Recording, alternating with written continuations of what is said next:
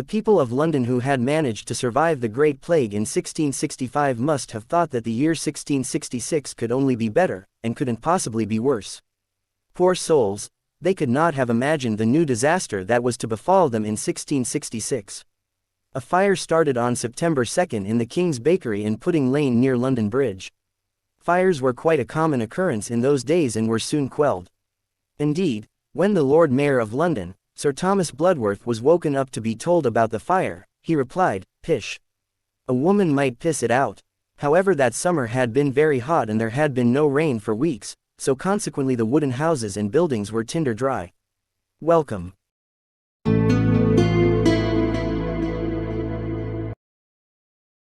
The fire soon took hold. 300 houses quickly collapsed and the strong east wind spread the flames further, jumping from house to house. The fire swept through the warren of streets lined with houses, the upper stories of which almost touched across the narrow winding lanes. Efforts to bring the fire under control by using buckets quickly failed. Panic began to spread through the city.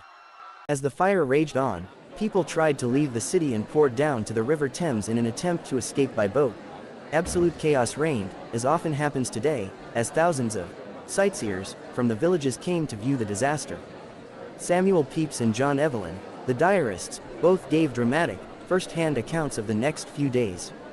Samuel Pepys, who was a clerk of the Privy Seal, hurried off to inform King Charles II.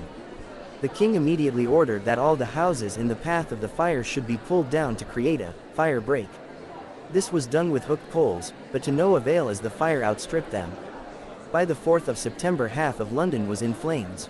The king himself joined the firefighters, passing buckets of water to them in an attempt to quell the flames, but the fire raged on.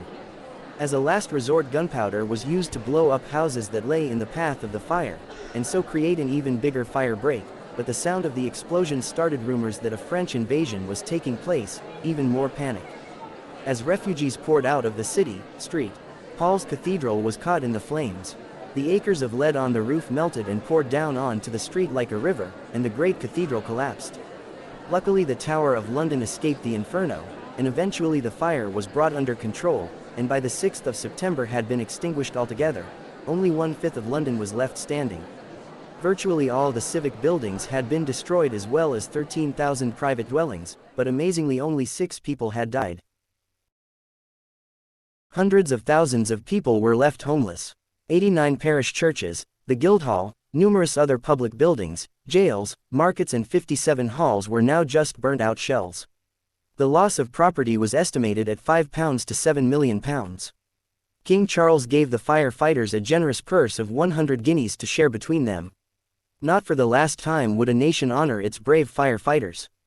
In the immediate aftermath of the fire, a poor demented French watchmaker called Lucky Hubert confessed to starting the fire deliberately. Justice was swift and he was rapidly hanged.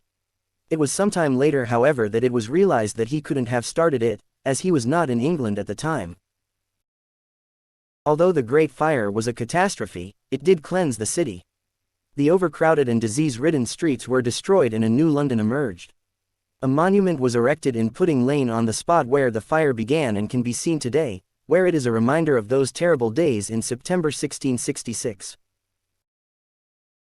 Sir Christopher Wren was given the task of rebuilding London, and his masterpiece St Paul's Cathedral was started in 1675 and completed in 1711. In memory of Sir Christopher there is an inscription in the cathedral, which reads, "Si monumentum requiris circumspice, if you seek his monument, look round." Wren also rebuilt 52 of the city churches, and his work turned the city of London into the city we recognize today. The map you see here, said to be a reproduction of the original, shows Sir Christopher Wren's plan for reconstructing the city following the Great Fire of London. Note on the lower left-hand side an image of Thamesis, the river god after whom the River Thames is named. In the upper left-hand side the mythical phoenix suggests that London too would rise from the ashes. And he could have not been more right. Thanks for watching.